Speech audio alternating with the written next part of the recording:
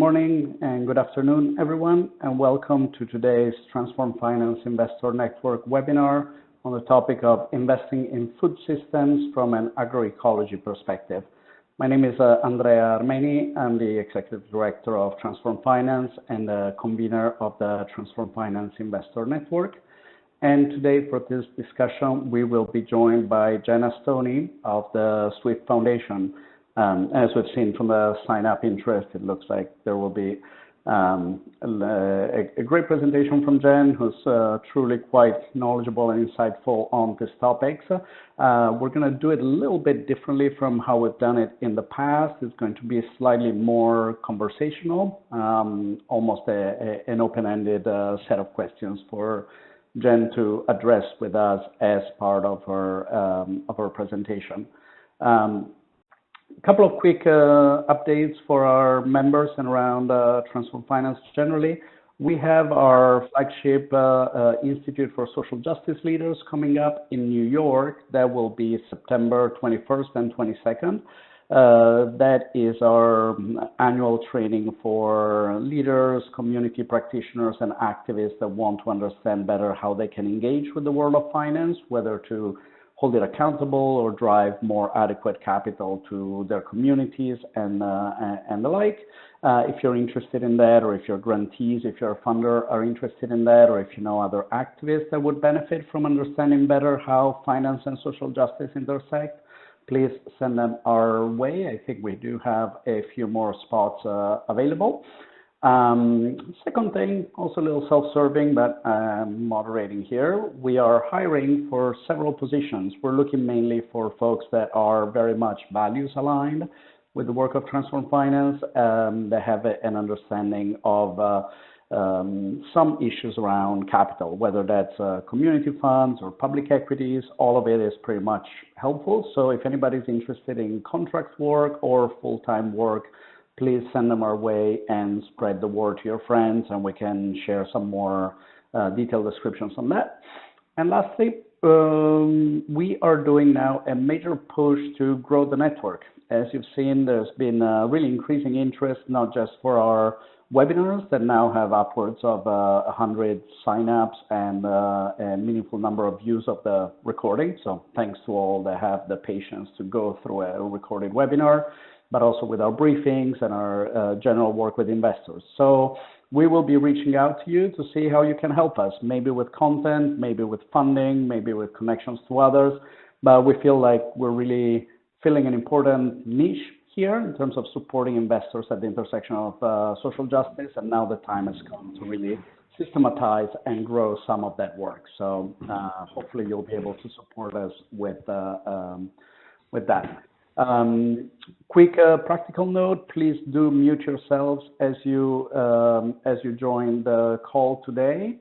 And if you would like to interact with any of us, you will be able to do it either by speaking up pretty much at any time, or by using the chat function that you will find on the top right corner, I believe, of the app if you are dialing in from the app.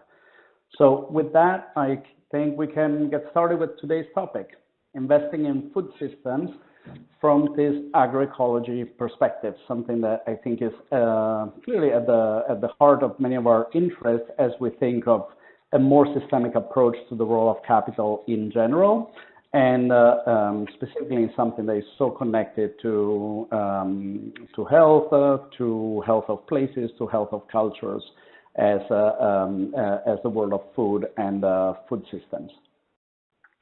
So it's always been, agricultural investments have always been one of the mainstays of impact investing, especially from the thematic perspective. A lot of it, as you might have seen from some of our prior conversations, not necessarily on the positive result side, especially during some of the early days of large-scale investments for increasing agricultural yield in sub-Saharan Africa. You remember some African Development Bank efforts that we criticized 4 or 5 years ago. Not all of it was a good thing. So we really want to come at this from the exploration of what does it look like to invest in a way that is really helpful, that is really transformative, and what are the parameters to do so. And we want to do this from a bit of a more holistic analysis again than just saying, well, more food from different places, therefore it's something better. This approach will not be surprising to anyone that has been interacting with us before, right? Thinking that it's about the how and not just the what of an investment. So if you're telling me that you're investing in agriculture, you're not really telling me anything much about the impact that you're having on who you're having and whether it's a palliative or a transformative type of impact that we are more interested in. In order to answer that question, you need to first look at who are really the stakeholders that we are seeking to positively support or impact through our investments. Is the ultimate goal just more food production? Is it the resilience and self-determination of communities? Is it income for farmers? Is it the environment? Well, it's a bit of all of them, right? And you're trying to hit high notes on them. But as we'll see, I think, and as we've seen from Jen's prior analysis, if you have looked at some of the materials that we shared, there is little out there that really gets a super high mark on all of those sides. So this fits well with that good, better, best approach that we've been talking about in other contexts, right? How can we make sure that we're not investing in things that are false solutions? And how can we take that impact management approach to those investments to ensure that there is a constant improvement from good to better to best? So while not, as Morgan Simon says, why not letting the best be the enemy of the good, also not letting the good be the enemy of the best, if we can play a role, if we can step into the power of this aligned capital in order to advance a thesis that across all those different stakeholders is more transformative. In order to do that, and again, we'll look at that in more depth with Jen now. What are the aspects that one has to measure, right? How reductive are some of the metrics that we get around agricultural investments? Often, is it just inputs? Is it the outputs? Is it acreage? Is it bushels of food? Well, that will be outcome determinative for whether these are transformative and if they are transformative for the right set of stakeholders here. So I will take no more time with that because we have a fair bit that we want to cover with Jen.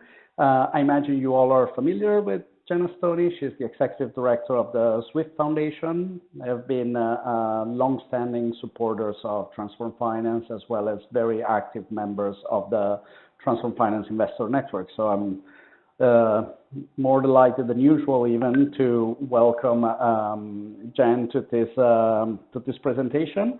And maybe we can start, Jen, by asking you a little bit, why is this topic of agroecology and food system investments important to the SWIFT Foundation and to you personally as well?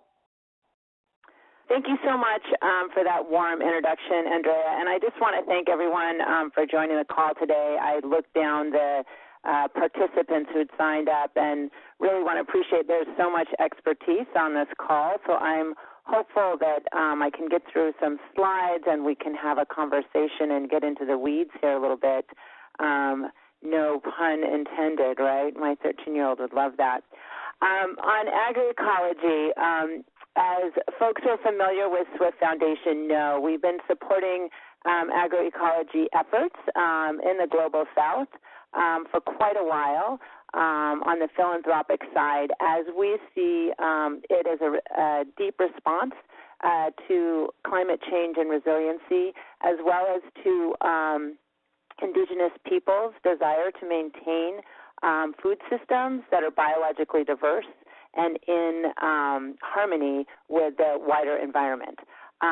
So for us, agroecology has been not just a funding interest, but an advocacy interest, and we've engaged with several networks, the Agroecology Fund, that is trying to enhance collaboration amongst various players, both grassroots players and more policy-oriented players, about the value of this approach. as well as with the Global Alliance for the Future of Food, which focuses more on a food systems approach, which I think is really important to think about how agricultural production and farmers link into this food system.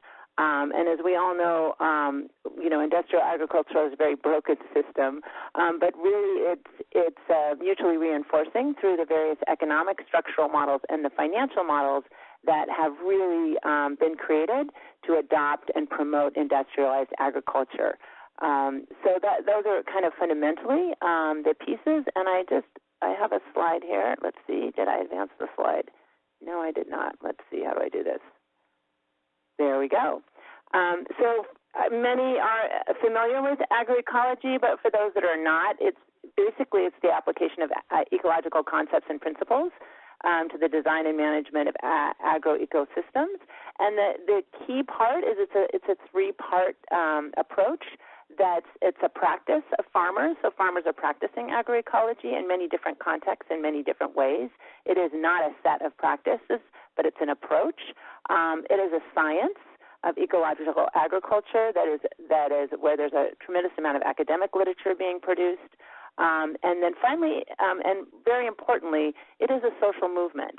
So there are social movements primarily across the global south that are working to create both recognition of this and adoption of policies, as well as markets that support smallholder farmers and smallholder agriculture. And I think that the critical part about it all is that really it's a holistic and multidisciplinary and systems approach, which is challenging for foundations because we have our silos, our programs, and so we really need to think differently about the work. Do you want to continue to ask me questions, or do you want me to go into my presentation now, Andrea?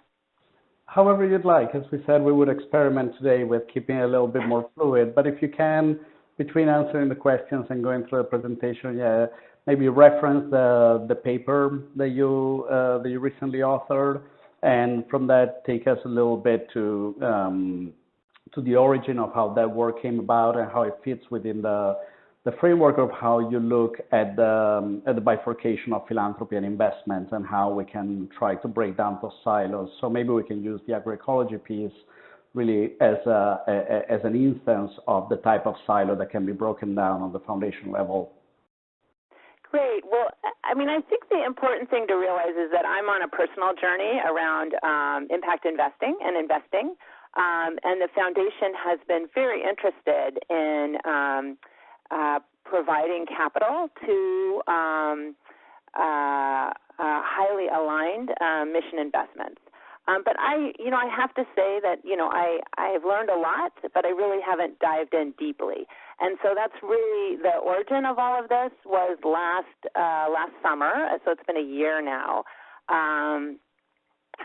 Ruth Richardson said, Jen, will you write me a brief on why investing is important to food systems transformation?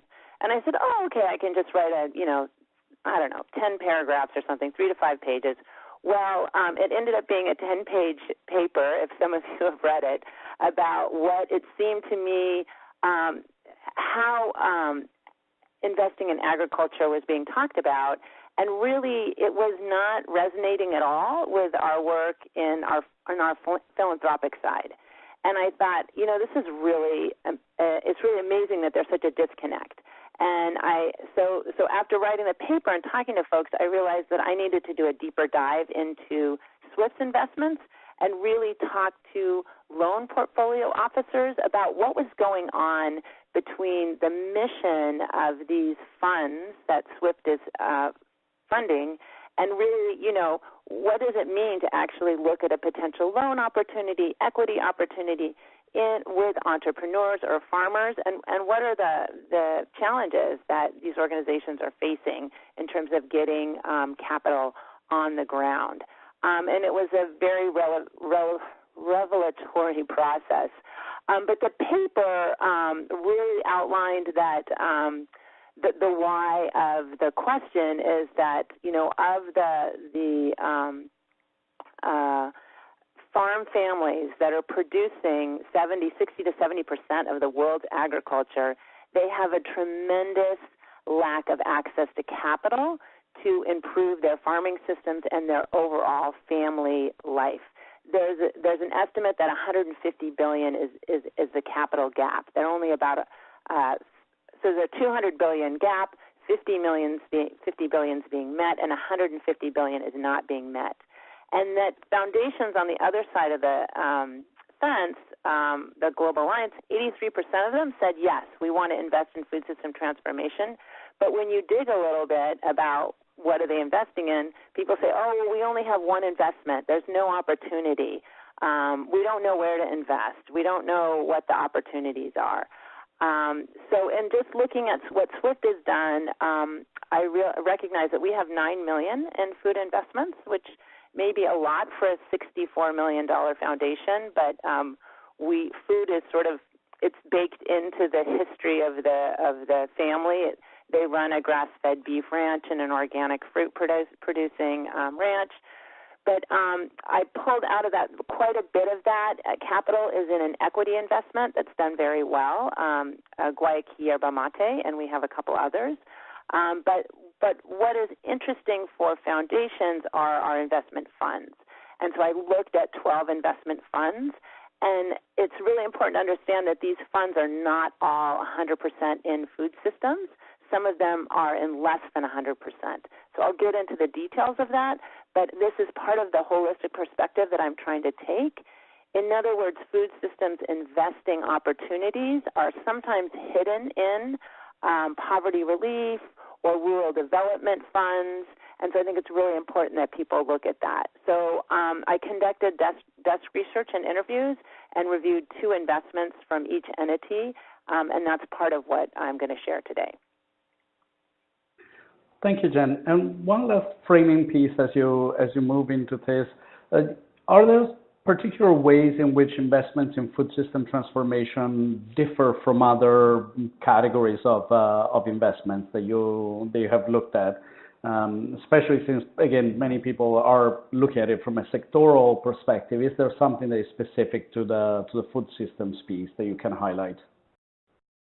Well, what's really interesting is, and we'll get into some of the, the bigger pieces around patient capital and long-term loan rates, et cetera.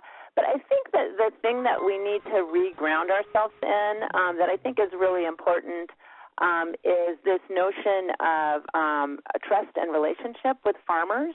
And I just want, I know everybody on the call knows a farmer or has been on a family farm in the global south or even here in the United States.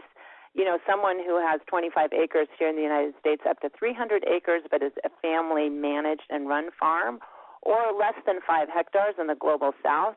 When you think about that farmer, farm family, a husband, wife, children, and how they work, my question is, how do we develop the relationships of trust with that economic unit? And it's not an economic unit. It's a social unit. It's a cultural unit. And who's going to work with them? It's a different relationship than investing in an enterprise, I really feel. And I know with the food systems framework, we also have entrepreneurs, but I think developing the trust and relationship with farm families who are in close relationship with the land and a community and an ecosystem is a very different frame.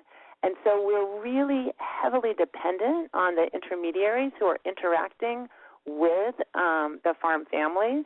And I think that's a really critical piece to think about when we're evaluating these opportunities and having discussions with the entities, and I call them entities, organizations. They can be nonprofits, they can be for-profits, they can be cooperatives that are engaging with farmers and entrepreneurs around transforming our food system.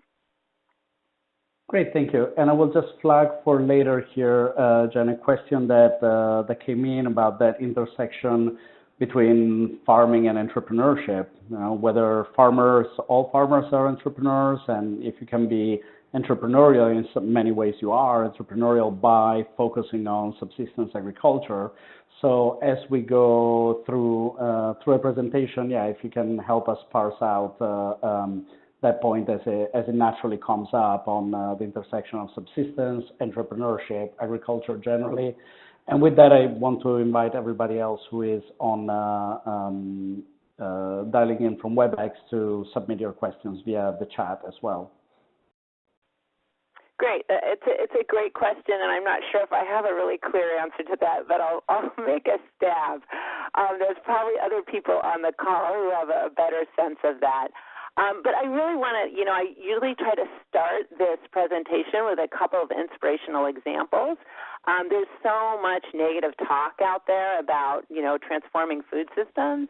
And I just want to say, the experience of interviewing these 12 investments at a deeper level about sort of both their why, their mission, and what they were doing and their challenges, I was just super impressed with there's just so much inspiration out there. It's just kind of mind-boggling and unbelievable. And my big takeaway is there's a ton of opportunity if you have the right mindset to get involved. And we as foundations and investors have a great capacity to actually move this field quite a ways as well. But, two examples, and this is just two of so many inspiring examples. The mill at Janie's Farm this is a farm family that 10 years ago asked for an investment to convert 62 acres from monocropping in the heart of GM corn country to organic corn, soybeans, and wheat. And now, 10 years later, they have 1,000 acres that they're having mixed, diverse crops. They supply Hune Bakery in Chicago. This is a really great example of renewability. It is also an example of a farmer entrepreneur because they do have a grain processing facility at their farm that helps them add value. But it's a really great example of a transformation of food system right in the heart of the I think one of the toughest places. Another example, which is completely different and from a different angle, and I think it's not all about seeds and farmland, et cetera, but sometimes it's about technology, appropriate technology. Sistema Bio is a company out of Mexico that sells patented biodigesters that convert cow and pig manure into biogas. So it produces both cooking fuel and organic fertilizer, compost. And farmers are able to stop cutting trees for fuel wood, which is obviously a very negative climatic and biodiversity issue. And it's increasing their yields through this organic fertilizer. And the thing that's incredible about this is that this is a Global South business that's selling to farmers, farm families.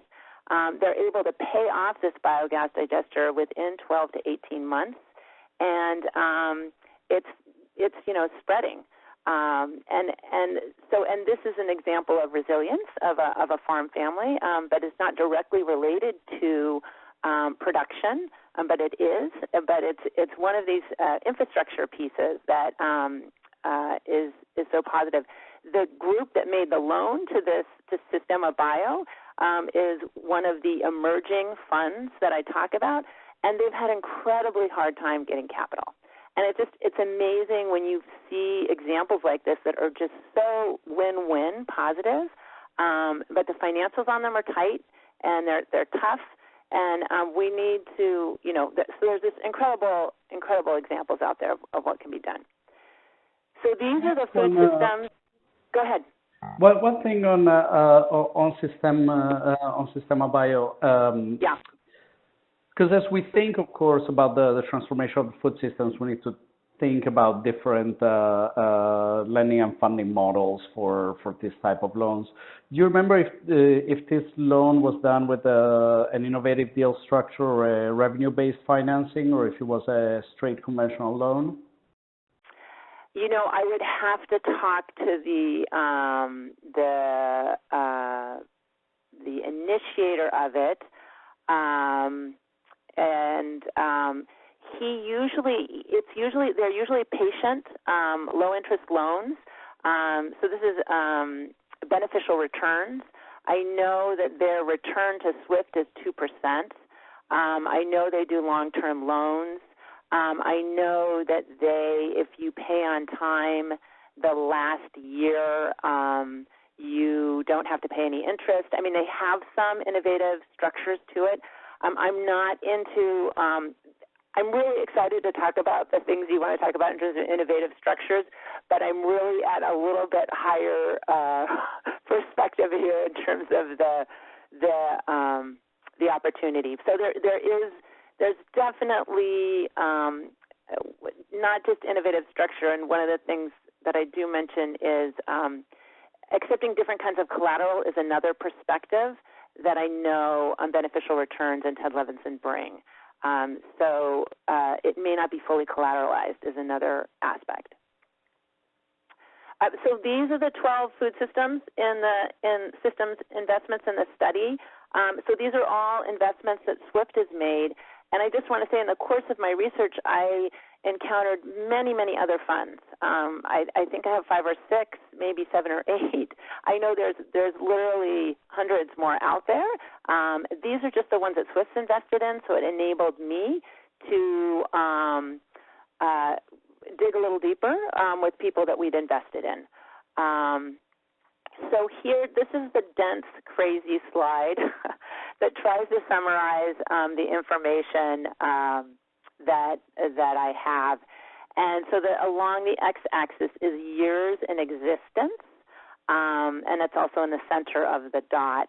And then on the y-axis is the amount of funds that the different organizations have. And it's really hard to see, but there's little tiny, you can see the percentage, so that shows you the percentage in food systems. So you'll see there's only 4 of the funds that are 100% in food systems. That's Root Capital, Iroquois Valley, Impact Assets, and RSF's Food System Transformation Fund. But these other ones are anywhere from 30 to 75% in food systems. So Beneficial Returns, that did the Sistema Bio, also does other kinds of investments like in clean energy, health systems, et cetera. So you can see there's a lot of opportunity in other funds where food is a critical component that may not be the sole focus of their investing. So this is just an example of how we need to think holistically. The other piece that I'd like to point out is you see the lighter color rings like Buen Vivir Fund and Nest and California Farm Link. Those are investments of under $250,000. And this is a really important point, is that lower average cost investments actually return less money. They're higher cost transactions for the loan facility. So these tend to be nonprofits at this level.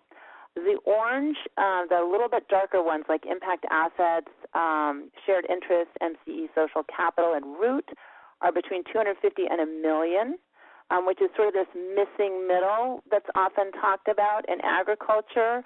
I would say there's a missing low, middle, and a missing high in transformative food investments. So I don't think we have to worry about making a unique market argument. I think there's need in all 3 categories. And then the bigger loans are $1 million and over. So we have to recognize that, these businesses and farmers, they're getting to scale and are needing these larger loans. And so you'll see things like Renewal, Global Partnerships, Iroquois Valley, they're doing on average $1 million and above. And some of these are cooperatives, some of these are farmers and land opportunities. And there's a little ... over here on the left where 30 million is. And there's sort of this accepted, I'm curious about what other people say, but this is what I've been learning, is that you need to get to 30 million to really have a fund that can fund itself off of its loans by itself. Otherwise, you have to supplement with grants for your overhead. And so you'll see this tilt between nonprofits at the lower end and for-profits at the upper end. But I think one of the most important things about this chart, and I wouldn't take it too seriously in terms of the numbers and everything, because I worked with everybody on these interviews, but the numbers aren't so important.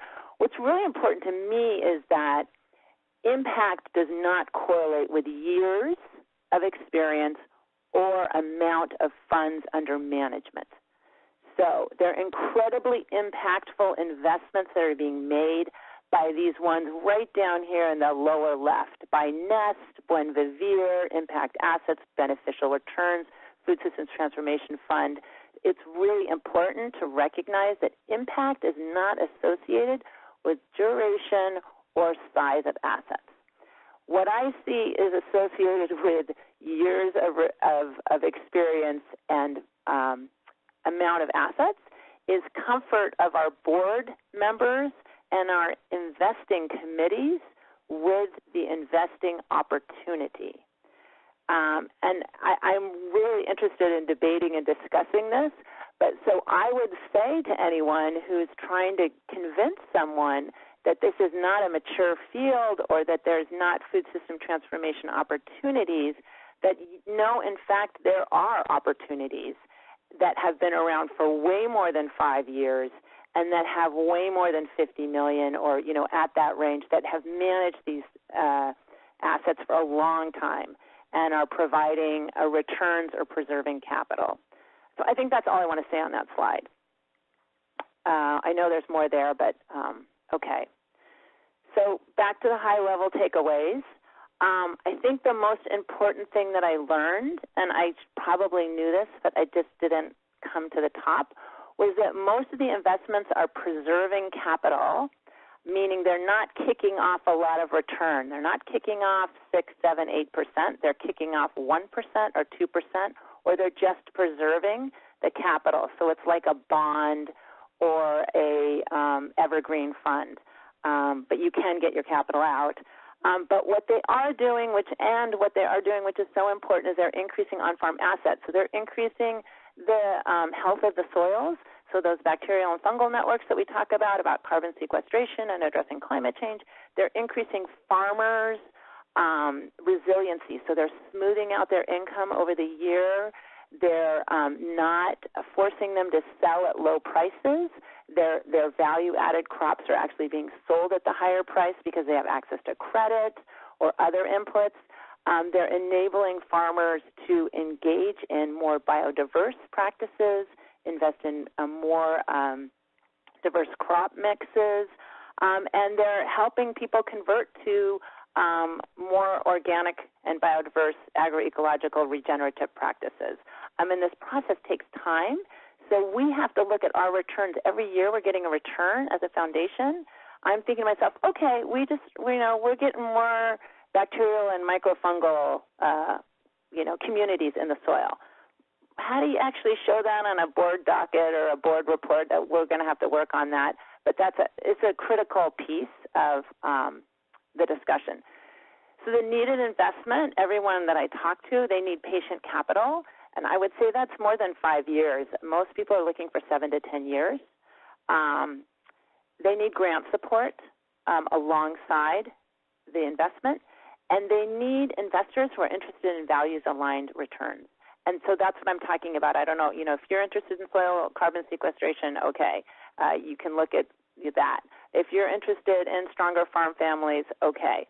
If you're interested in more local resilient economies or fresh foods for consumers, there's another angle. If you're looking at reduced pesticide impact on the health of farm workers, there's another impact. But they're looking for folks that have values-aligned returns.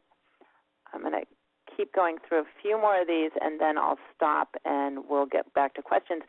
So the reason why I emphasize investment funds, and we at Swift actually do direct investments as well, but I do think they're very challenging for most foundations and investors, particularly at the distance. The amount of effort that is required to do direct investing is very high. Investment funds also diversify risk, which is really important in this sector, which really does have there are defaults, and there's a default rate that's out there, and I could talk about that. Farming is inherently a risky business with rainfall and disease, and et cetera, et cetera, et cetera. There's lots of opportunity. I don't use the word pipeline anymore. In other words, they have lots of pipelines because we're fighting a lot of pipelines in our portfolio. So I try not to promote pipelines as so wonderful. But the investment funds are constantly searching for new investments, and they're in contact with farmers. And it takes a while for a loan or an investment to be ready. It may take 6, 12, or 18 months. So these investment funds are out cultivating these relationships right now. So if you want to place capital, you need a fund that's already developing these relationships and is ready to move capital. So they have that capacity. And then many of them, not all, but many of them provide technical assistance. And I would just emphasize this point is that the additional support they offer in terms of cash flow, maybe it's a biodiversity, market access, getting contracts, working out transportation. All these things are so important, and this is a really important value add. Okay, so what is missing? So there's good work here, and it could be much better. I'm not going to sugarcoat the field and say everyone is doing this incredible transformative work. People are working within the constraints of the areas that they're working in. They're trying to move money. They're trying to preserve capital. They're trying to meet their investors. So I will just say that equity demands attention in this field. I know that gender and racial discrimination continues to plague our food systems work. And so we really need to pay attention to this, and I can give some examples, but I just want to highlight that. And then youth engagement is also really critical. One of the investors said that 70% of their borrowers are millennials, and that's where he sees hope. But other funds are struggling with this issue and talk about aging farmers. Also, there's a narrative in this field, even among the funds that I spoke with that I think are doing some transformative work. There's a narrative around maximizing yield and income. And we have to be really careful about that because that is the narrative of industrialized agriculture. And if we fully and only focus on that, we're really undermining the questions of diversity, healthfulness, resiliency, climate change that we're all so interested in.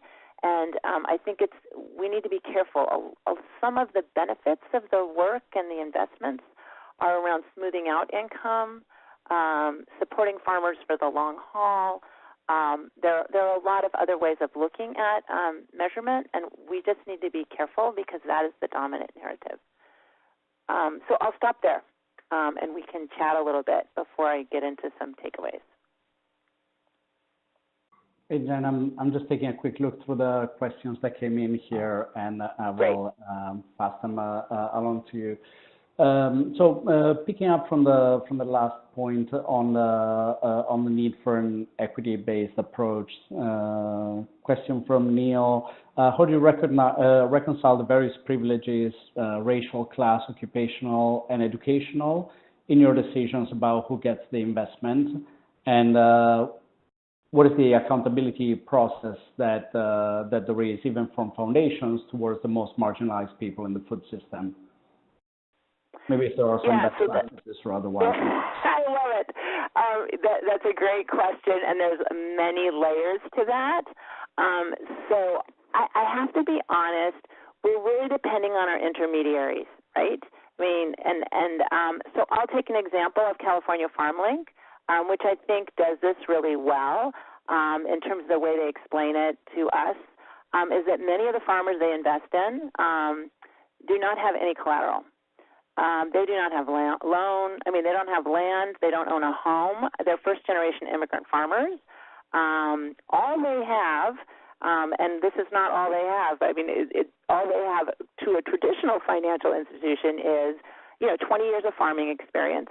So they're experienced farmers. They're connected to the land. They love farming. and they have markets. They know where to sell the goods, and they actually have opportunity to sell goods. What they don't have is the expertise to manage these loan applications and to figure out, how is this all going to work in a business plan. And California Farm Week uses their assets, which are their knowledge, their commitment to the land, and their commitment to smallholder agriculture and organic agriculture, and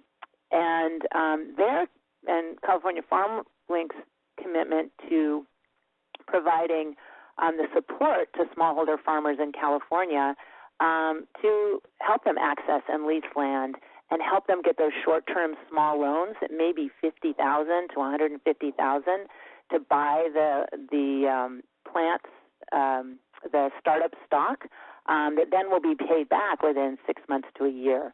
So that's an example of access to equity.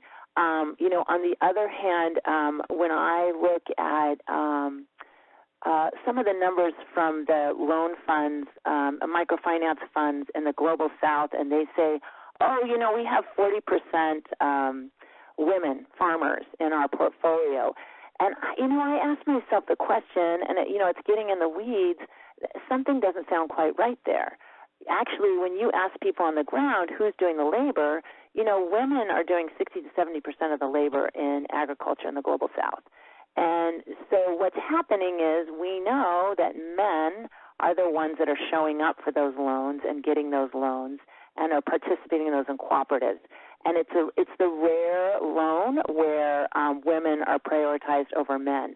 And what I've found in some of the discussions with loan portfolio officers that are frustrated by these equity questions is they are using grants to figure out what's wrong with their model or how do they extend their model to more vulnerable communities. And people have done some very successful work around this. And so I guess I would just say that, this is where we're having to bring our investment side and really trying to, watch that our dollars aren't being eroded alongside our grant side that's saying, those loans are not going to go into new places or to more vulnerable populations that don't have access to financial markets unless we make an extra effort and put additional capital alongside. So One Vivier Fund is a pretty good example of this in that they're intentionally putting, I would say, 15 to 25% of the investment into a group is in grant capital. And that's just kind of an expectation that in order to reach these more marginalized groups, there's just going to be a lot more support that's needed. I don't know if I got the whole question there. Are there parts that I missed, Andrea? I think the One Vivier Fund that both you and I are involved in is also a good example on the accountability part of the question, where the terms of the fund were co-designed between investors and potential investees, and the investment decisions themselves are being made not just by the investors that provided capital into the fund, but also by the fellow practitioners and organizations, all from the Global South that are part of it, and consider their contribution to the fund to be not in traditional financial capital, but in their time, their expertise, their community relationships, etc. So I think that's probably the best accountability mechanism that I've seen, that participatory way of being at the table in the decision making.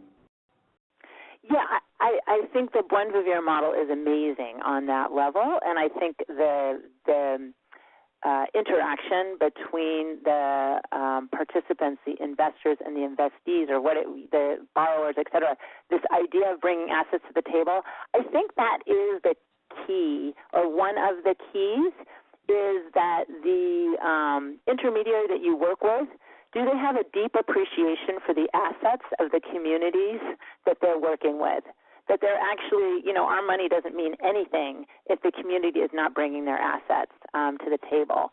And that work of working with entrepreneurs and communities and farmers to really have a deep appreciation and understanding of what they bring to the table, that takes time. I was in an interview yesterday with one of the, with Nest, And, he said, oh, Jen, sometimes it takes 18 months for one of our entrepreneurs to actually get a farmer to be in the situation where they can actually be producing and supplying to the entrepreneur because they have secured land title, and the entrepreneurs help them secure land title, and they've, instituted some sustainable practices so that they meet the criteria. So there is a patience that is required also in this work. But I think recognizing assets and also being in these models where there is a great deal of dialogue. Again, this takes time, and time is money, in terms of the overhead of these organizations in terms of doing things differently. Great. And I think it will be a good segue to that. I'll try to condense two strands of questions that are coming here.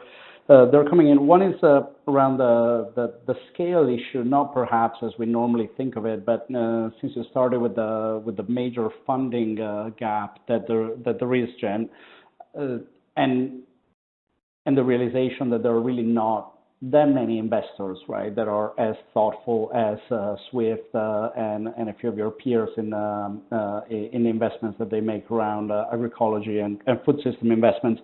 So one way to do that is to get more people of this sort, right, to jump into the water, which is part of what this type of webinar hopefully can do.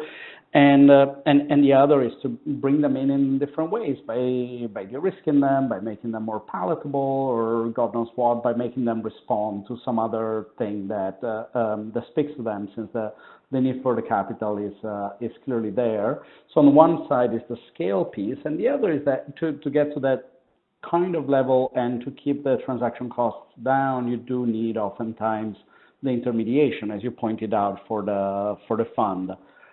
But intermediation in other contexts has led us down dangerous roads. So I want to see how we can reconcile a little bit the need for intermediation with the costs that are associated with it, and the further and further detachment that there can be between the ultimate investment that is made and the provider of capital.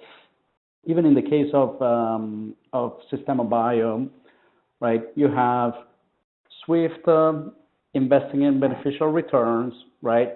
Beneficial returns, investing in Sistema Bio, and if I remember correctly, Sistema Bio then lending out to the farmer, right, so that they can get the set. I mean, that money has changed hands a bunch of things, and in other contexts, we've seen that as a problem. So if you can address that as other questions come in a bit, like that issue of getting to scale without diluting, and how to watch out for the issues of intermediation.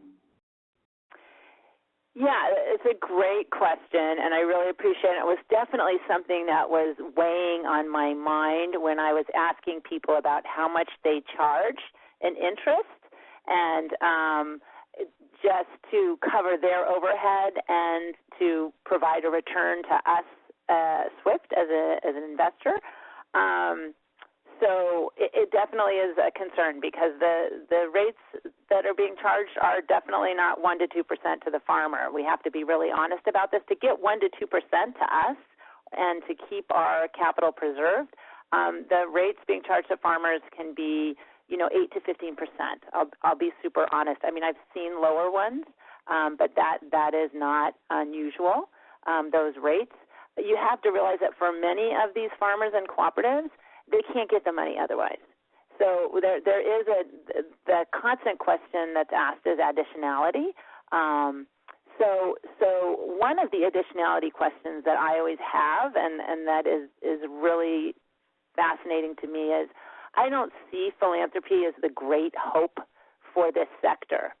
What I see is philanthropy, because we have flexible capital, we have grant capital, and we have investment capital, we can incubate and support innovators in finance. And these innovators in finance must exist for governments and existing financial institutions to see that there's a different way of doing the work. And some of the funds, of the 12 funds, are actually working on unlocking and unleashing other financial resources that are not from philanthropy. And that is another area that I'm particularly interested in. So one of the groups is shared interest. And they don't bring U.S. dollars to Southern Africa. They actually use loan guarantees to unlock local banks loans to local farmer cooperatives and organizations. And, Donna Katzen told me, she said, Jen, we're not about making direct loans. We're about getting the local banking system to recognize that farmers, unions, and cooperatives are as creditworthy and have as important businesses as private external seed companies. And she goes, right now there's no relationship between the local banking institutions and the organizations that we want to fund. And we can provide a loan loss guarantee for them that creates creditworthiness. So that's a direct example, and then that can be actually brought to the policy level. I think that's super fascinating, and there's a lot of other examples of that going on where these funds are actually trying to change the financial institution. And then the other piece is that we've got to also have examples where government can step in. And I do think that, so I know California FarmLink quite well. I don't mean to mention them so much, but they've used the creation of a CDFI, Community Development Finance Institution, to access government funds and to extend the amount that they're able to loan. So I'm really interested in leveraging government money, private financial capital, and all these other kinds of capital through some innovative financial structures that are actually recognizing smallholder farmers and entrepreneurs as being part of this transformative food system. So it is connected up there. And finally, I do agree, we have this problem of creating NGOs that, don't go away. But we also have to balance it with the idea that, some of the patience that's required to transform food systems takes time. And they need institutions that are going to be around there for the long haul. And I've actually seen and heard stories within the older institutions where they've recognized that actually they've been loaning to farmers for a long time. Root Capital is a really good example.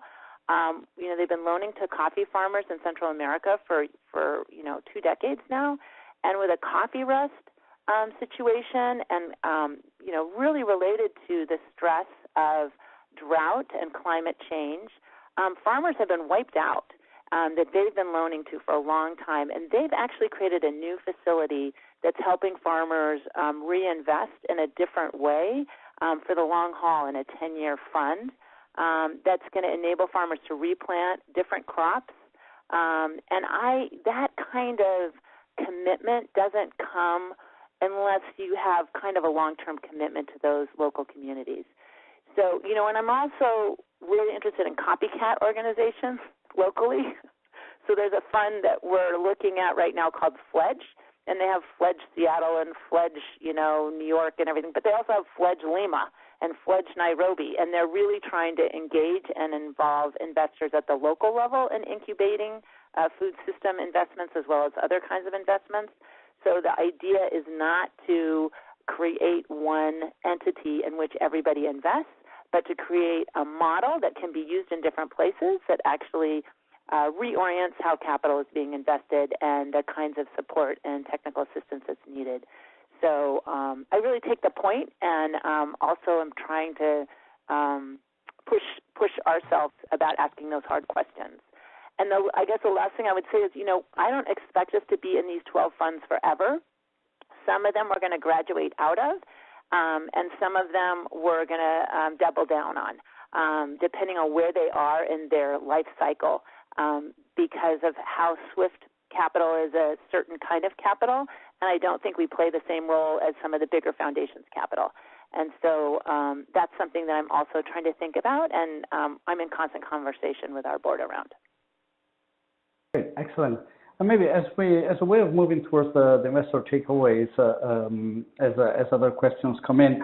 So you're looking at a fairly broad space here, both direct investments into farmers or the type of technology and enabling environment that can support them. Direct versus fund, domestic versus global south, different types of capital. Right, it is as the food system is pretty complex, multi-layered, multifaceted. And you mentioned that there is like almost an emerging framework in the way in which you are, let's say, diligencing these investments, largely for the impact, and I imagine for the additionality of what is fairly limited capital. Can you walk us through your thinking on that a little bit? Yes, thank you. That's a really important point. So part of why I did this research was I was in this RSF Integrated Capital Fellowship, and we had to do a project. And the reason I do this research is not just to like convince other foundations, you got to get involved in impact investing, but it's really to help us internally at SWIFT, like how can we do this work better, because it does look a little chaotic. I mean, like why are we funding a route and a beneficial returns? What is, why does this make sense? Some of the key questions that we're looking at, and we're working with our impact investing committee on the board on honing our criteria. And also, impact indicators is another big area that we need to work on in a more deep way in order to move the funds in a direction that we think is more asset-based. But so one of the questions, so I have 5 questions here that I'm looking at. So one critical that I mentioned earlier is how does the fund address issues of equity? What specific programs, approaches do they use to enable women, indigenous people, people of color, and immigrants to access capital? And as a corollary, do they prioritize diversity and inclusion in their own staff, board, and consultants? So that's one area that I'm looking at more closely. Another question is how does the fund look at supporting farmers that produce for local resilient economies, such as producing for local food needs, e.g. sorghum in Africa, for example, local seed production. 3, what kinds of technical assistance and support do they offer farmers and entrepreneurs to strengthen their capacity, from farmer techniques, cash flow management, financial literacy, marketing? And who is providing that assistance? I was super impressed when talking to Nest, that's been doing business incubation for a long time. Their business consultant providers are within the community, and many of them are pro bono. And I think it makes a lot of sense because they're around and they care, and they're not jetted in from someplace else. So there's aspects of many of these models that I just find so refreshing and much more sustainable and meaningful. For what are the emerging gaps and opportunities that they want to address but are unable to do so given the type of capital they have available? So I always ask the pie in the sky question because they're living within resource constraints. And, we ask this of our grantee partners. Grantee partners are always looking for general support funds so that they can be more responsive to what the needs are. But I ask these funds as well,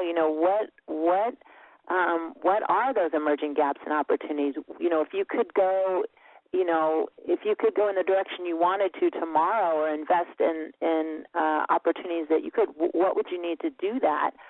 Because, loan portfolio officers really care about this work, and they're constrained.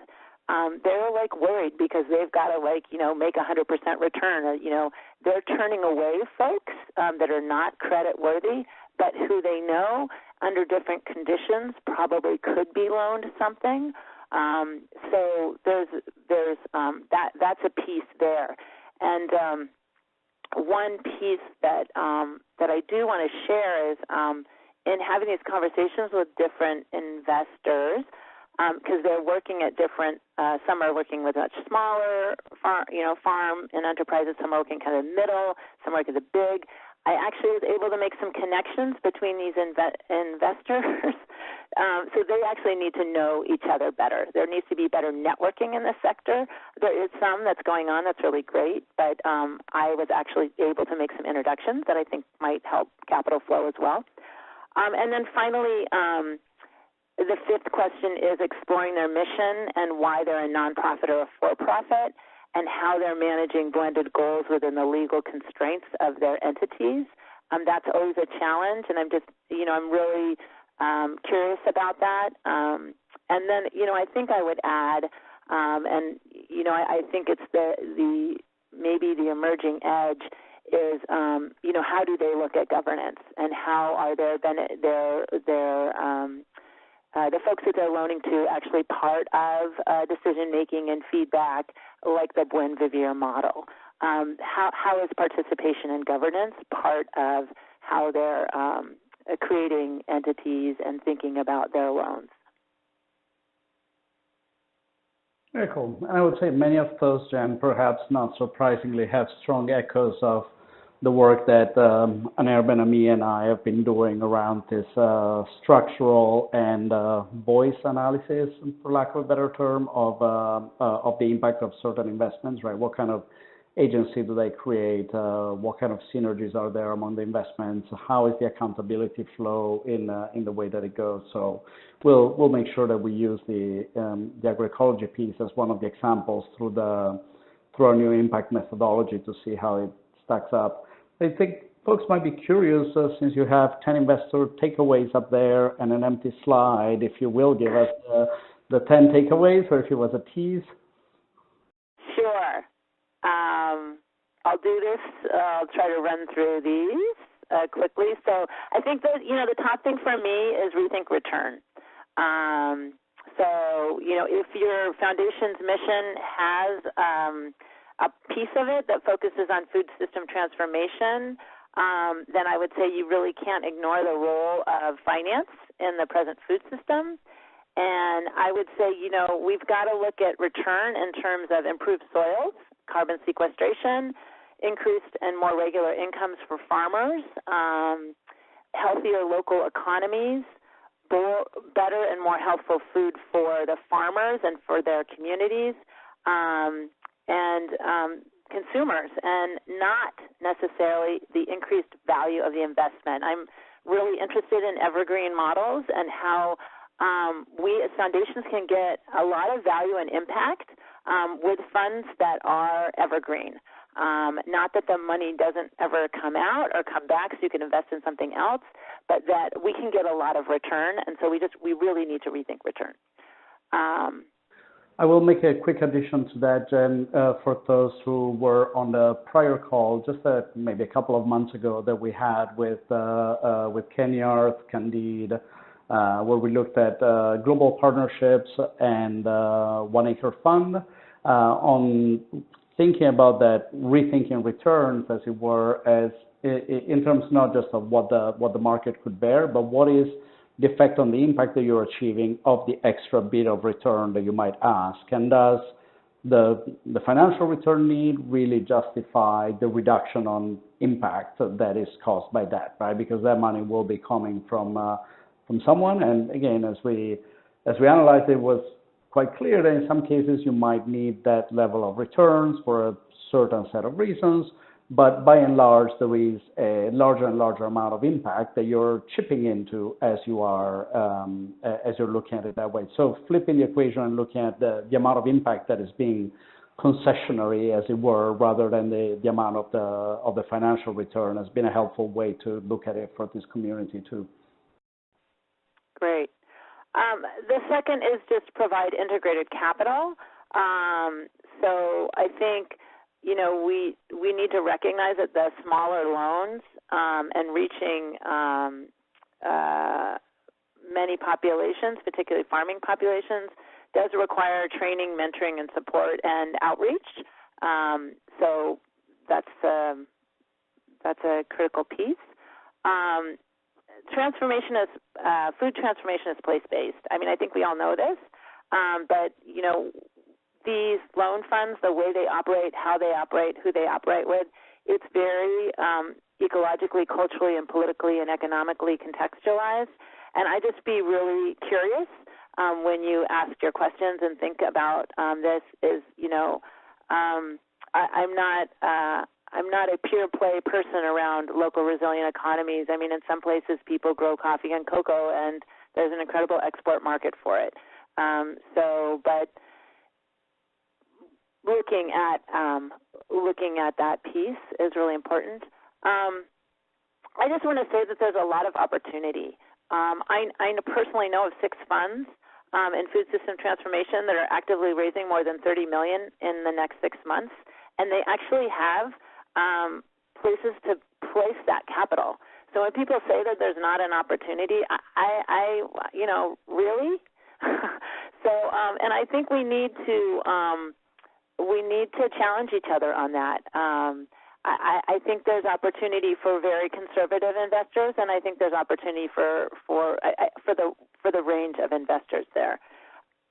There's a holistic perspective. I think this is really systems work and landscapes work, and it requires overcoming silos. And I'll just say recently, I'm excited about a potential investment. And I shared it with my impact investing analyst, and she's like, oh, no, this is a grant. And then I shared it with my program officer, and she's like, oh, no. She goes, this isn't in our program. This isn't in our geographic areas. And I was like, okay, that's why I'm leading the integrated capital program here, because we need to go beyond our geographic boundaries. We need to go beyond, we've already made an investment, and so how do we bring integrated capital together? I've trained my impact investing analyst and program officer to take on their roles, but now we have to figure out how do I get them to think more flexibly, and so that I'm not playing this role of bridge making. But it is hard, and it's even hard in an organization that's quote unquote embraced integrated capital because of the way that we work. Funds are attractive. I mean, I guess the other thing that's just like amazing to me is, these funds are working so hard to preserve your capital and to give you a return. They have loan loss reserves. They are, they're working so hard on their documentation. I mean, they're crossing their T's and they're dotting their I's. These funds are attractive, and they're not going away. Maybe a few of them will go away, but I mean, they work day and night. They are up sleepless nights ensuring that these portfolios are balanced, that there's not too much risk in them. So this is not, there's just a lot of work and integrity behind the finance between these funds. So this is the part behind this is financial allies exist.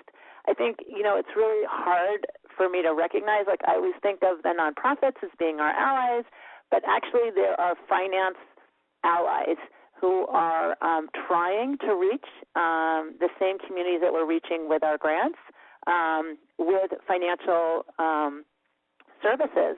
And it's really important that we recognize the contributions that they make.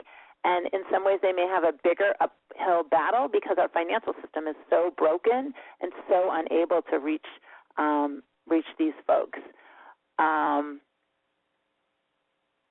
Leverage capital.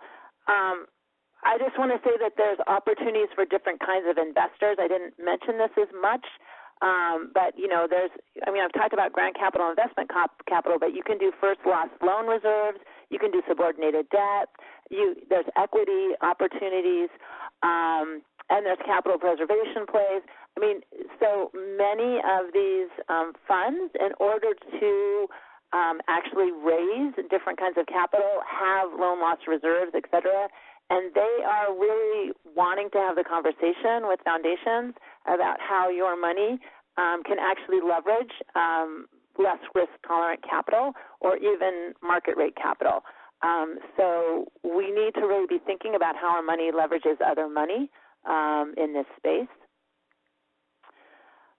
Document practices. So, I think it's fascinating to me in having this conversation with these 12 different funds, some of which have been around a long time and some which do a great job documenting. But there's so many lessons being learned. And I would say it's a relatively, the focus on food systems transformation is relatively new. Like this this particular angle. There's a lot on poverty reduction and maximizing yields and strengthening cooperatives, but this direction towards more agroecological practices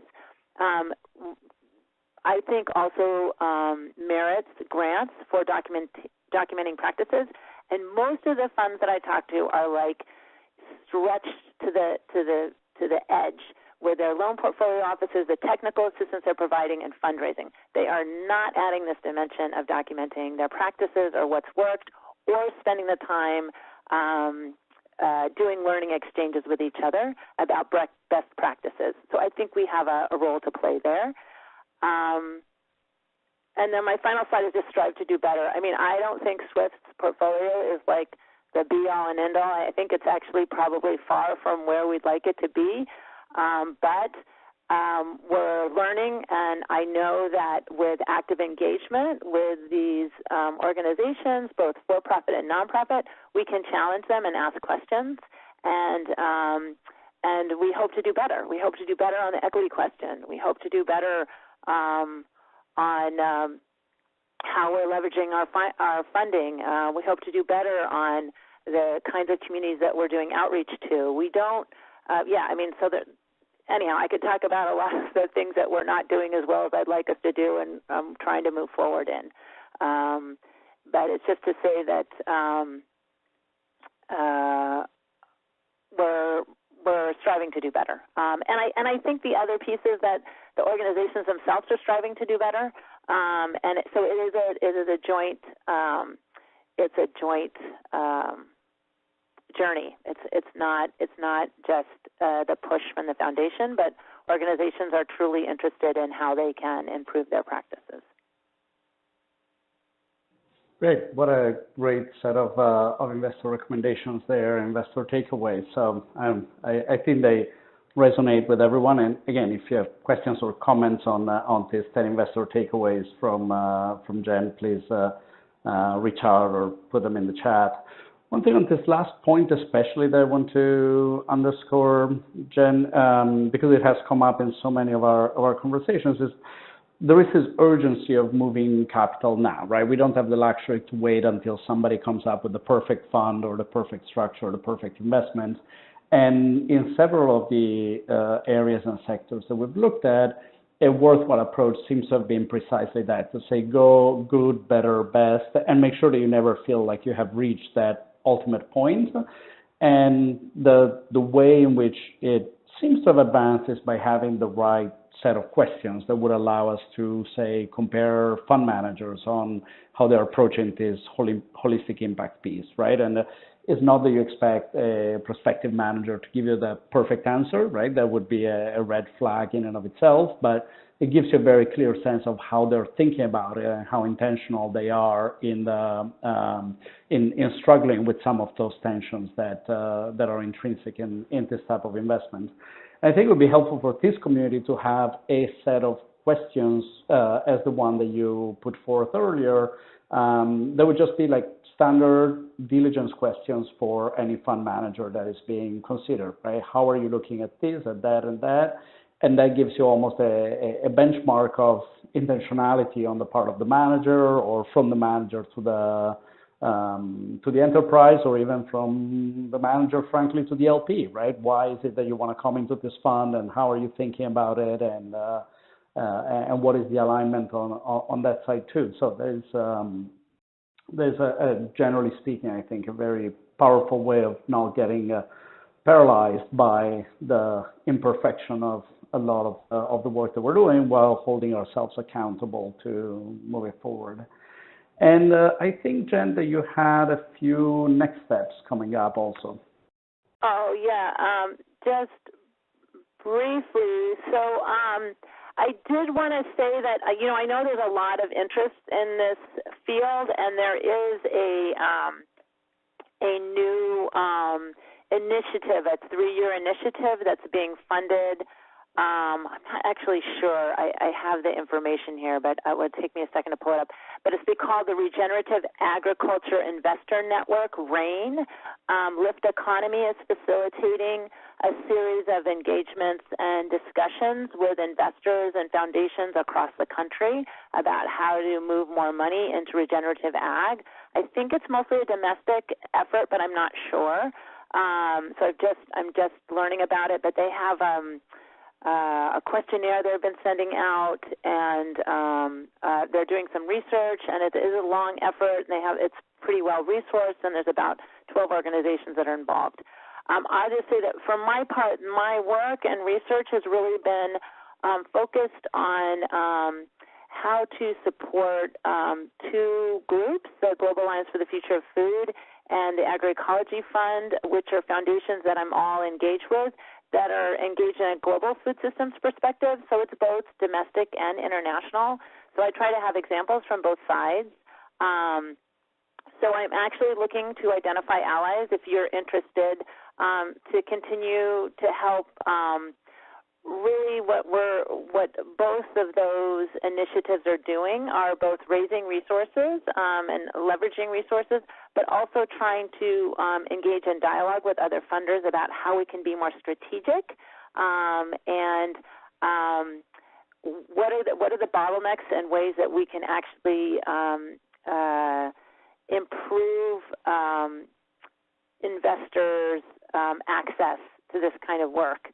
And be more ready. I don't feel like the materials and tools are out there, and I think this RAIN network is going to do some of that. So I don't want to be. I want to be complimentary with that. So I'm planning a meeting at McKnight Foundation in December. It's an invitation only. But basically what that means is we're going to invite people and then make sure that we have the right mix of folks in the room. So that invitation will be going out the end of this month. If you're interested, you can contact myself or Andrea. And really looking for strategic next steps. I did this kind of background paper. I did a little research on our funds. And now I'm kind of interested in those, criteria questions or, is it equity or, what are some of is there a community of practice we can put together? What are people really looking to do? And I don't, it's pretty broad. There's a lot of broad ask in there, and I think there's going to be subgroups of people that break apart into different pieces. And I know our interests will narrow into specific areas. So just wanted to know that folks to know that this is a broader conversation that I'm hoping to continue to deepen. So excellent. Thank you very much. And if there are any questions on this, as Jen said, by all means, please feel free to reach out to either of us, and I will show here now the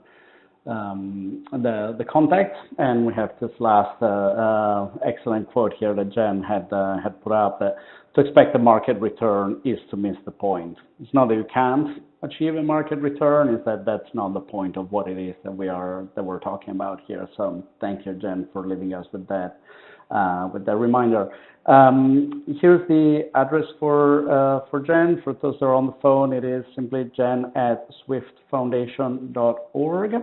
And please feel free to follow up with any questions on this. And if there are no more questions now,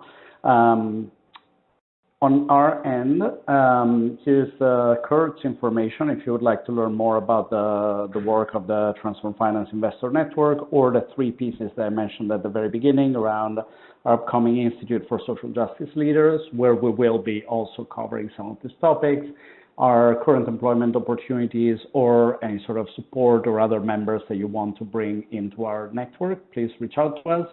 And in terms of the webinar series, we are going to take a few weeks off. I think, we'll say that we deserved it. It's been a very intense 6-7 months this year. And we'll be back second half of August with the next webinar, and later in the year with an in-person gathering. Jen, any closing thoughts from you? No, I just really thank everyone for their interest. And I know that folks are really working hard on this, and I'm just interested in continuing the conversation. And whatever is most, if you have any thoughts on would be most helpful to your boards, I think boards are critical, and investment committees in terms of what kinds of arguments or information needs to be presented to overcome these silos and this question of returns. I'm really interested in that question. Thank you, everyone. Thank you, Andrea, for the time. Great. Thank you so much for all your work and your research, and for taking the time to be with us today to talk about this topic. I really look forward to exploring the next steps and see how we as a community also can support you and distribute to others the findings that you have from your work, or the questions for trustees and the like. Always happy to support that piece. Thank you very much, everyone. Until the next time.